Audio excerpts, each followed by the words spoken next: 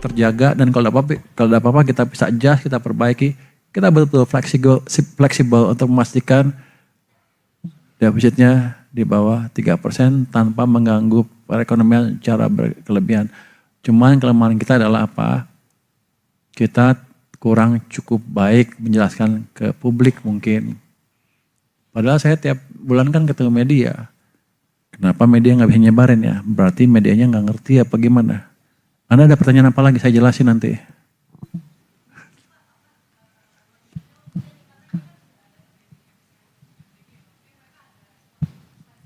Itu nggak Pak? Mungkin enggak. Dia nanya itu fleksibilitas anggaran. Saya bilang saya bisa cut anggaran kalau diperlukan. Tapi sekarang keadaannya bagus, saya nggak cut lagi. Antara lain saya bilang bisa dari MBG. Antara lain ya mungkin ya. Tentu aja itu tergantung kepada putusan Bapak Presiden, petunjuk Bapak Presiden. Tapi kan clear, Bapak Presiden jelas ingin efisiensi juga. Kalau nggak ada langkah yang seperti kemarin. Kepala MBG diganti segala macam. Itu kan jelas menunjukkan komitmen Bapak Presiden untuk menjaga belanja nggak sembarangan dan untuk menjaga fiskal defisitnya di bawah 3%. Dia komit kok. Ini kalau diskusinya malah lebih ngeri. Wah, jadi di bawah 3% bagus ya? Bagus. Gimana kalau kita buat 0? Waduh, masalah saya. Ya jangan dulu Pak, kita perlu stimulus ke perekonomian. Oh iya, boleh. Jadi beliau amat fleksibel dan mengerti juga kondisi fiskal. Nggak akan sembarangan. Ada pos lain yang bisa kita potong juga kalau kepepet. SNB juga ngangguk, saya bisa motong ini, saya ini kalau kepepet. Tapi saya nggak kepepet, saya masih punya uang banyak juga. Prima masih punya orang 500 triliun sekarang dia. 530 punya ya? 513 triliun, kaya dia. Jadi itu, ada miskonsepsi bahwa fiskal dijalankan secara serabutan. Karena menterinya nggak ngerti fiskal. Enggak, begitu kita tunjukin. Memang di awal di triwulan pertama akan seperti itu karena kita percepat belanjanya. Tapi setelah ini kan membaik. Tapi kita membaik semuanya diem. Ada nggak yang bilang kalau begini BFIS-nya paling 1,8, nggak ada yang udah seperti itu kan. Pada waktu 0,9 di triwulan pertama mereka bilang defisitnya udah lewat nih. Bisa 3,6 pasti jelek tuh anggarannya. Karena itu berantakan gitu rupiahnya melemah. Ini pasti gara-gara fiskal. Padahal kan fiskalnya bagus. Anda lihat kan sekarang.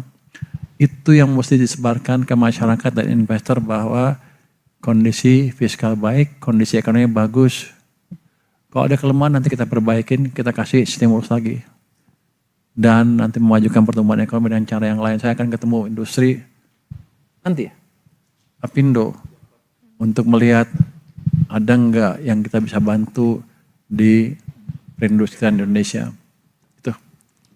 Kalau boleh lagi Pak. Kalau ini Pak sebagai pengawas dari Danantara ya Pak. Danantara kan ini juga menjadi salah satu yang disorot juga ya Pak. Menurut Bapak kritik dari mereka itu kira-kira apa sih yang bisa diperbaiki gitu sebagai pengawas mungkin melihat dari sisi pengawasannya?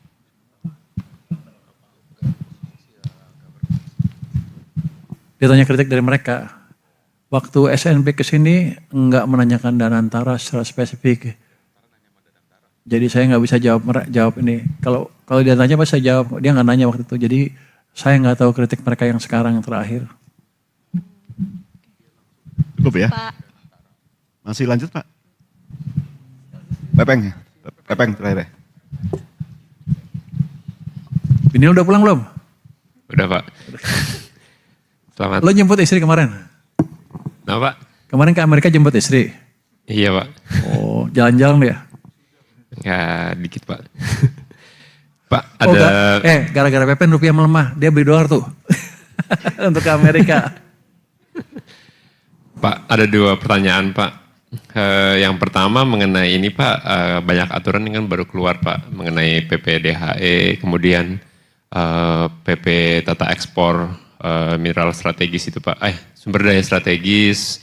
Mau nanya Pak, sama P2SK juga udah selesai. Itu kalau untuk P2SK dokumennya kenapa belum ada ya Pak untuk kita bisa lihat gitu Pak. Sebenarnya yang mau saya tanya sih lebih ke evaluasi yang diberikan kepada, maksudnya kan ada info bahwa di P2SK tersebut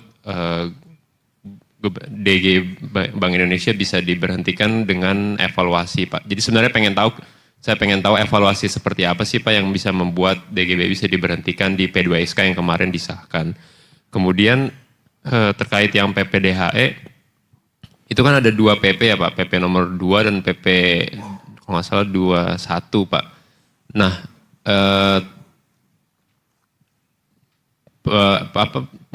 dari perusahaan itu katanya belum bisa menjalankan, Pak, meski udah 1 Juni karena belum ada basisnya itu yang di PP nomor 2, Pak, yang jadi acuan utama yang di bulan Januari.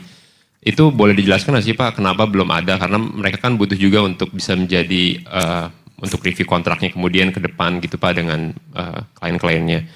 Kemudian, Pak, mengenai yang tata ekspor juga belum, yang tata ekspor udah keluar ya, Pak. Kemudian yang terakhir, Pak, mungkin terkait rumor juga nih, Pak, tapi boleh tahu nggak sih, Pak, sebenarnya posisi dari, mungkin ketika diskusi dengan Pak Presiden gitu, sebenarnya bagaimana sih posisi pemerintah terhadap Bank Indonesia gitu, Pak? Apakah sudah dalam posisi yang ini adalah kerjasama yang sudah cukup positif gitu, atau ada masih halangan gitu, Pak, atau masih ada hal yang dengan pemerintah ini belum cocok gitu, Pak, dalam mungkin di posisi terakhir karena rupiah makin melemah. Itu aja sih, Pak. Terima kasih.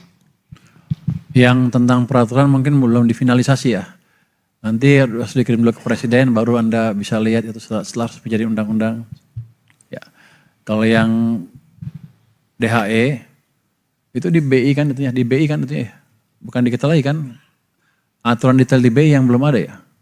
Kalau nggak salah PP nomor 2-nya, Pak, yang harusnya keluar Januari, yang jadi rujukan di